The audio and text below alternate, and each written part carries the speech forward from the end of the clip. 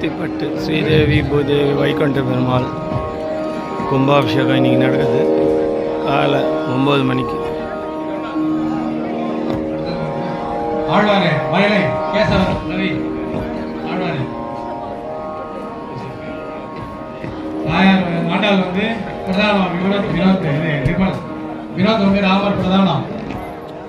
மாடம்பாக்கம் சீனு வந்து ராமர் விமானம் சிறப்பு அவ பரிவிட்ட கட்டிங்க ரெடியா இருக்கு